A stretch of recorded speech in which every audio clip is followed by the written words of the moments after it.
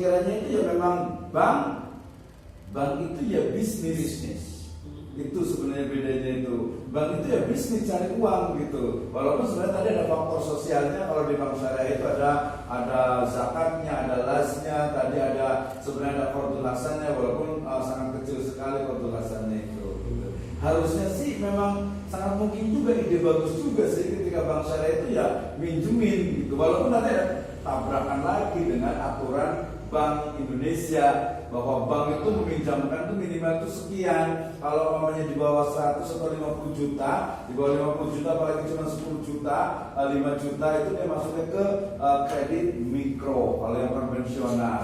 Nah, kalau yang di syariah dia masuk ke pembiayaan mikro.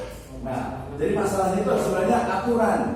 Ya, aturan yang memang kalau pertama tadi kalau secara normatif adalah aturan Islam, kalau secara legalnya itu adalah aturan negara. Bank itu ya aturannya begini-begini paling ketat bank itu.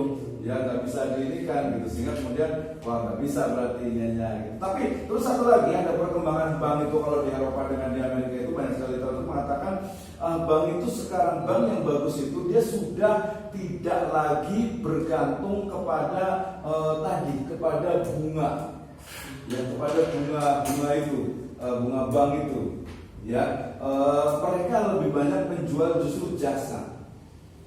Ya, sama juga dengan orang-orang di negara-negara modern itu mereka sudah nggak memikirkan lagi bunga bank. Maksudnya mereka sudah tidak memikirkan lagi nabung dapat bunga sekian persen. Itu udah ketinggalan zaman tuh. Udah habis sebenarnya itu bank itu pintar habis sama biaya operasional, gitu kan ya. Apalagi uangnya cuma 5 juta, 10 juta, 10 juta aja itu udah habis tuh setiap bulan, gitu kan ya. Iya, administrasi. Nah, bank yang sekarang itu mereka lebih banyak menjual jasa. Ya, kemudian juga kemudahan di administrasi juga sudah mulai ada beberapa dihilangkan gitu ya produk-produk tertentu sehingga ke depan bank itu sebenarnya harusnya meliriknya ke yang syariah sebenarnya. Itu cuma aturan, ingat bank itu adalah lembaga keuangan yang masih mentok. Ya, lembaga keuangan. Jadi ngomongnya ada uang bukan sektor real. Nah itu kemudian makanya saya bilang bank itu ya karena istilah itu darurat, karena sokoguru ekonomi di Indonesia itu adalah bank, akhirnya yang disyahadatkan dulu itu adalah bank. Gitu. Jadi kenapa nggak koperasi? Koperasi juga sudah tapi perjuangan di koperasi malah kalah. Gitu ya. Sekarang itu nggak ada yang namanya koperasi syariah. Di nomenklatur, di undang-undang itu nggak ada koperasi syariah. Yang ada cuma koperasi simpan pinjam sama koperasi serba usaha. Ada misalnya di itu Latok ya, koperasi syariah. Nah itu namanya KSPPS, koperasi simpan pinjam dan pembiayaan syariah. Masuknya di undang-undang tetap saja koperasi simpan pinjam. Gitu, itu kalahnya koperasi syariah di situ. BMT ya nggak ada tuh, dalam tanda petik itu ilegal karena nggak ada payung hukumnya sebenarnya. Itu makanya setiap Baitul Mal BMT itu ya pasti koperasi. Nah koperasi yang itu nanti boleh banyak lagi tuh dibahas tentang. Tapi yang bikin koperasi sih ada yang bikin koperasi kalau masalah ya. Iya ada lagi kita bahas nih. Oke, balik lagi sini tadi tentang harta ya.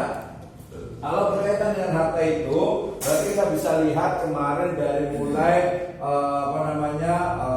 sifatnya atau etimologinya, itu ya, kemudian terminologinya, kemudian dari sisi jenisnya, ya, dari sisi jenisnya, dari sisi kepemilikannya juga, gitu ya. Kepemilikannya dari sifatnya, mungkin dari sisi sifatnya. Jadi ketika kita melihat harta itu, dia banyak tuh pembahasan yang mau perspektif yang mana gitu. Ya, harta berdasarkan sumbernya. Harta berdasarkan sumbernya. Ada harta yang kita peroleh dari bekerja. Ada juga harta yang diperoleh dari hibah. Ada harta yang diperoleh dari warisan. Ada dari hadiah. Jadi saya kayaknya belum nanya-nanya deh. Dan nanya ke yang ini gitu. Bedanya apa sih hadiah dengan hibah? Kalau ini bedanya infak dengan sedekah. Ini sedekah dengan zakat. Nah, coba. Yang ini dulu apa sih bedanya hibah dengan hadiah? pesantren dapat hibah komputer. Oh, hibah bukan hadiah. Santri juara 1 mendapatkan hadiah. Oh, bukan mendapatkan hibah. Ya, seorang anak mendapatkan hibah dari ayahnya. Benar nggak ya? Benar juga, bisa jadi benar. Berarti bedanya apa hibah dengan hadiah? Hadiah itu pemberian karena dia berhasil melakukan sesuatu atau sebagai bentuk penghargaan. Oke, ada prestasi ya, betul-betul. Kalau hibah? Kalau hibah, mau masih aja gitu ya. Jadi ya pemberian tanpa pamrih berarti gitu ya. Ya udah benar tuh berarti udah bisa. Nanti ada satu lagi, oh yang agak susah berarti yang ini nih katanya nih. Bedanya ijaroh dengan ju'alah. Oh ini level tinggi nih. Ijaroh dengan ju'alah coba cari gitu ya. Nah, kalau nggak bertiga nih. Ijaroh dengan ju'alah bedanya apa? Kalau saya sih sebenarnya boleh nontek kode itu, tapi kan nyarinya agak susah lama. Tapi nggak boleh coba. Nah, yang itu tadi bedanya infak dengan sedekah apa? Infak, pikiran fakta. Iya. Infak apa bedanya infak dengan sedekah? Kalau infak itu pemberian. Jangan terjebak ke sini. Beda, bedanya beda. Infak. Misalnya berdasarkan yang dikasih. Jadi perbedaan antara infak dan sedekah, kemudian berdasarkan yang dikasihnya. Sama nggak infak dengan sedekah? Iya, yang kedua berdasarkan mungkin bendanya aja deh, berdasarkan materinya, bendanya. Kalau infak itu lebih ke uang. Kalau infak kan ada kalau nikah, udah nikah belum? Kalau nikah kan ada nafkah lahir, ada nafkah batin. Nafkah itu kan bagian dari infak. Berarti ada infak lahir, ada infak batin. Tapi enggak, itu pertanyaan menjebak itu saja. Tapi apa bedanya? Sedekah dengan infak bedanya apa? Kalau sedekah dia mesti benda nggak, materi nggak, uang nggak? Sedekah nggak mesti. Enggak, apa bisa contohnya? Sembako, senyum. Iya, senyum lah, masa sembako? Berarti sembako yang gimana? Senyum itu sedekah. Inna fi takbiratin sodaqah, fi tasbihatin sodaqah, tahlilatin sodaqah, wa fi buti ahadukum sodaqah. Berarti sedekah tidak hanya benda, tidak hanya materi, tidak hanya uang. Kalau infak? Iya, kalau infak biasanya uang, kemudian biasanya juga berdasarkan orangnya yang menerima. Kalau infak itu biasanya adalah kerabat atau keluarga dekat. Ya biasa orang yang ada dalam tanggung infak, kita ke orang tua, ke istri, ke anak, itu namanya infak. Tapi kalau infak itu infak masjid gitu, ya itu sudah sedekah masjid. Gitu ya. Oh, dan yang ini kadang-kadang kotak kan kotak infak, iya jariah. Ini mana jariah? Atau kotak infak sebenarnya kotak sedekah, gitu ya. Kotak sedekah. Karena kalau infak itu sebenarnya lebih spesifik itu adalah untuk keluarga tanggungan. Kalau di kotak amal gerobak masjid itu kan ada apa sedekah jariah, maksudnya apa? Bener nggak nih sedekah jariah, sodako jariah, bener nggak? Iya, ini kan ada jariah gitu. Jadi artinya apa? Ya, berarti mengalir terus menerus gitu ya. Berarti benar nggak ya kalau kotak amal terus saya sedekah jariah ya? Ya, bisa aja. Yang penting hasil dari kotak itu digunakan sebagai sesuatu yang berjalan terus. Pahalanya contohnya. Berarti apa tuh? Contohnya juga jalan, maka jalan itu akan dipakai selamanya. Berarti akan Masjid. Nah, Kalau masjid, pesantren, jalan, seharusnya itu bukan sedekah, dia harusnya itu wakaf. Makanya ada apa sedekahul jariyah, ya kan? Kita mata insan yang kota lillah bisalas, sedekahul jariyah. Sedekah jariyah itu sebenarnya yang lebih tepat itu adalah wakaf.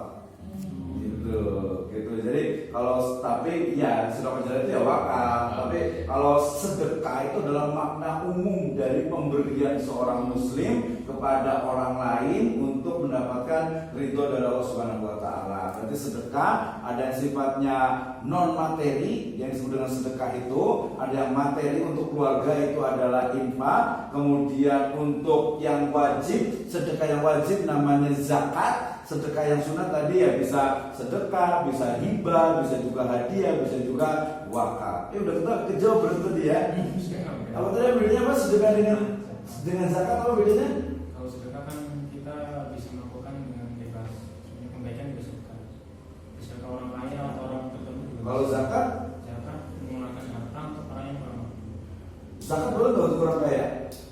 Lebih ke mungkin zakat mau kan ya. Kalau orang kaya Zakat apa? Zakat mall atau zakat pasar? Satu lagi zakat mall, zakat pasar, zakat apa tuh? Iya, sebenarnya zakat buat orang kaya dalam tanda petik juga bisa. Kalau mamanya dia misalnya amil, kan ya. Ini amil kan sudah berzakat kan nih? Ya amil. Kemudian juga orang kaya yang tiba-tiba di perjalanan uangnya habis, ya kan dia nggak bisa sebagai fakir, gitu ya. Berarti dia adalah ibu sabil. Kalau mamanya orang kaya juga kemudian dia berjihad misalnya, dia juga di fisabilillah. Orang kaya yang ini berarti fakir miskin. Jadi bedanya sebenarnya zakat adalah sedekah yang wajib. Itu aja gitu ya. Oke, udah ketemu? Apa coba? Hampir sama, Hampir tetapi sama. perbedaannya kalau jualah itu mengikat manakala, akarnya mengikat itu manakala pekerjaan itu sudah dimulai. Sudah dimulai. Kalau apa itu? Kalau jualah. Sedangkan kalau ijarah mengikat setelah terjadinya transaksi. Jadi misalnya kalau jualah, saya mau minta dibangunkan ini. Kalau sudah mulai dibangun, barulah terjadi keterikatan antara dua pihak itu. Oke, kita potong dulu. Tadi kalau saya nyuruh ngecat aja deh. Ya. Itu bisa pakai jualan? Bisa. Masa sih? Ya. Bukannya itu ijarah? Bukan. Ya tadi bisa jualan, bisa ijarah. Berarti kalau jualan apa sih? Gantian sebenarnya. Kalau jualan itu ya secara etimologi dia kan artinya bisa juga hadiah atau janji. Janji betul. Ya, janji atau hadiah yang diberikan kepada seseorang karena suatu pekerjaan. Betul. Tapi secara terminologi suatu janji yang diberikan kepada seseorang ketika dia bisa melakukan pekerjaannya atau bahkan tidak berhasil. Nah, contohnya saya kehilangan dompet, tolong siapa yang bisa dapat saya kasih 200.000. Betul. Terus Ya itu kalau dompetnya nggak dapat, kan nggak ngasih kan? Oh iya nggak ngasih. Ngasih. Berarti Meskipun dia bekerja. Berarti agak beda sendiri kan ini tadi. Karena soalnya tadi kalau jual itu soalnya tuh sudah kerja itu sudah berlaku akad gitu. Terus seperti apa coba diulang lagi? Ya, jadi kalau jualah itu maka mengikatnya manakala pekerjaan itu sudah dimulai. Tapi kalau ijarah mengikatnya manakala akad itu sudah terjadi transaksinya. Walaupun pekerjaannya baru mau. Misalnya kalau ini akan ijarah ngontrak rumah. Ya, Rumahnya belum dipakai, betul. tapi sudah terjadi kesepakatan ya. Dibayar sekarang. Tapi dipakainya nanti dia sanggupnya baru mau pakai minggu depan Atau sesuai dengan tadi perjanjiannya kesepakatan. itu saya yang menyewakan sudah boleh menerima hak. Tapi kalau dalam jualan itu akan diberikan manakala tugas itu sudah selesai dikerjakan. Berarti maksudnya itu selesai. Bukan baru akan. Mengikatnya Pak, upahnya akan dikasihkan setelah selesai. Mengikatnya ketika mulai dikerjakan. Ya, oke. Gantian Bapak Ibu berarti gantian. Jualan yang modern nih. Kalau tadi contoh yang klasik itu kan dompet hilang, kemudian kuda hilang, kemudian mungkin anaknya hilang gitu. Ya, kalau dalam membuat satu proyek itu kan sebenarnya ada MOU. Aha. Nah, ketika terjadi MOU apapun, itu terjadilah kontrak di situ. Ketika sudah terjadi kontrak, kita juga sudah bisa membayarkan itu walaupun belum semuanya karena jasa pengurusan kontrak, untuk membuat satu, katakan membuat satu proyek apa namanya, bikin gedung lah misalnya, atau bikin gedung. Terus jualannya di mana? Jualannya kan nanti untuk membayar jasanya itu dari Kan jasanya itu ijaroh. ya kan dia membuat planningnya seperti ini kan, nanti kita buat MOU, kita bisa membayar, nanti bisa saja nanti selesai itu telah itu semuanya pekerjaan selesai, katakan udah tinggal terima kuncinya kita bayar. Bukannya ijaroh kali ya? Saya masih Ijaroh, ini ya sedikit. Yang modern Itu sekarang seperti pembangunan gedung. Sama terus kampus. Terus Kampus itu ketika membangun dia menggunakan dana bank. Cuman dia agak seperti MOU. Gedung itu ketika dibangun nggak mungkin langsung kun didirikan enggak. Proses waktu yang lama. Tapi kampus itu dia tidak mau membayar ketika itu masih dalam proses. Jadi setelah gedung itu selesai dibangun dengan menggunakan dana bank, kemudian sudah berjalan, nah dia kesepakatan MOU dia kapan mulainya. Jadi setelah bangun sudah berdiri, baru nanti ada kesepakatan untuk tadi jualan. Kayaknya sumbernya kayaknya sama. Sumbernya kita coba ada yang ini mau komentar gak nih? belum nyari mereka mah. Iya kayaknya nih. Bener gak sih ini? Coba dari dua itu. Iya sebenarnya ini kan ada di Kayaknya sumbernya itu sama gitu ya. Ya membayar upah, jasa upah ya karena Jadi gini Mbak, contoh misalnya kita nih kemarin pesantren nih, apa namanya, mengerjakan perataan untuk bangunan. Terus kalau dengan sistem jualah, maka sebelum dikerjakan bangunan itu, ya kita belum ada keterikatan dengan pihak kontraktor itu. Tetapi ketika sudah ada dimulai dikerjakan, maka disitulah kita sudah mulai terikat, baik itu dengan kesepakatan jasanya maupun dengan apa namanya set plan-nya dan sebagainya gitu loh.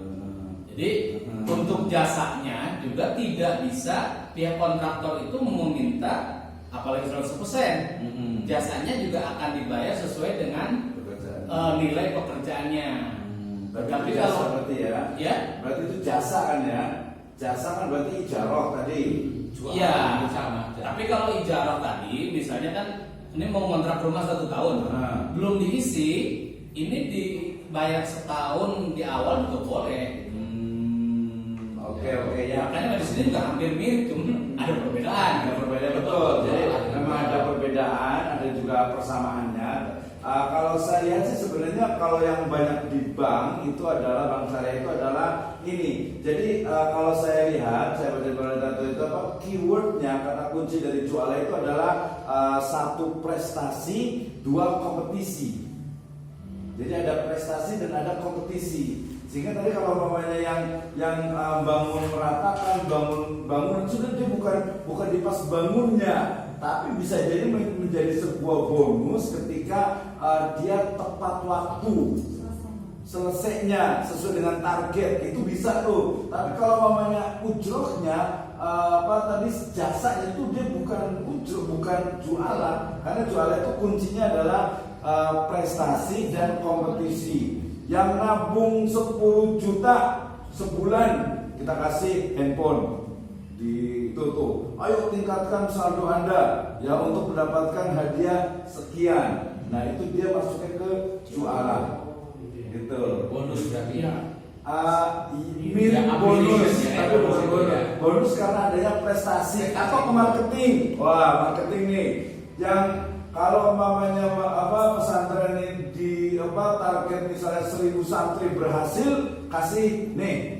Nah, atau mungkin marketing sales yang paling banyak kita kasih apresiasi bahasanya bonus. Nah itu bedanya itu termasuk juga nanti kompetisi untuk membuat aplikasi ya di perbankan, termasuk nanti biasanya mirip dengan hadiah gitu. Kalau ijarahnya itu adalah sama-sama mengikat untuk janji Kalau tadi justru berbeda. Kalau ijarah itu sejak awal dia melakukan kontrak dan bekerja, dia wajib untuk membayar. Tapi kalau jualah, dia sudah melakukan, dia belum dibayar sampai tercapai tujuannya.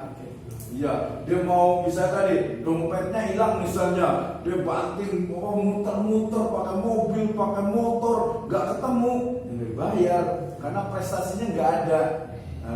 Gitu bedanya seperti itu kalau jualan dengan ijarah, gitu ya. Katakan. Misalnya kan gini, kan kalau di Shopee itu kan misalkan belanja setahun itu ada 200 kali pembelian misalnya. Betul, Shopee. Terus nanti kan dia dari gold terus ke premium, nah itu apakah termasuk juga? Nah, lepas dari Shopee-nya, ya betul itu termasuk jualan. Jadi saya punya toko, kemudian pelanggan yang belinya sering itu akan saya kasih diskon atau saya akan kasih hadiah. Kalau warung-warung di kampung itu biasa lebaran dikasih ini apa tehnya? Tehnya apa di warung itu? Macam minyak. Iya, ini sirup biasanya sama itu. Nah itu sudah termasuk dari jualan ya. Jadi tetapi kemudian memang kalau di Shopee-nya ini kan ada yang Shopee Pay Later gitu. Itu yang jadi masalah, itu bisa jadi penelitian juga tentang Shopee Pay Later-nya itu.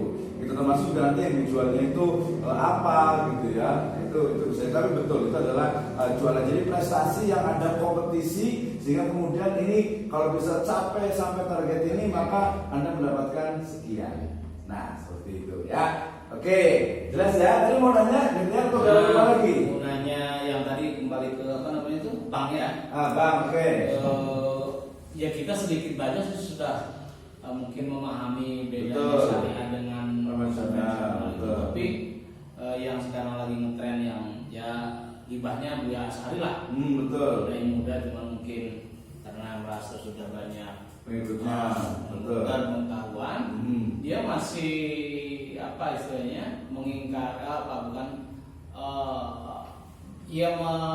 mengingkar gimana ya? Jadi Iya, menganggap bahwa praktek bank dengan riba itu dia bilang tidak masalah atau tidak haram gitu karena dia ini kan dengan inflasi yang dulu di fikih lama nggak ada gitu. Betul. Yang kan kalau kita kan pahamnya bukan di ngambil bunganya.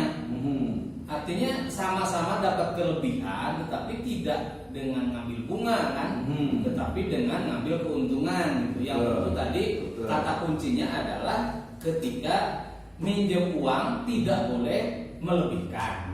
Tapi kalau kita membeli barang ya boleh gitu. Memberikan namanya jual beli. Nah itu tapi ya beliau masih menyampaikan bahwa inflasi itu ya tidak bisa dihindari sehingga saya beranggapan beliau tidak mempermasalahkan gitu. Ya kan kita sayangkan ya, seharusnya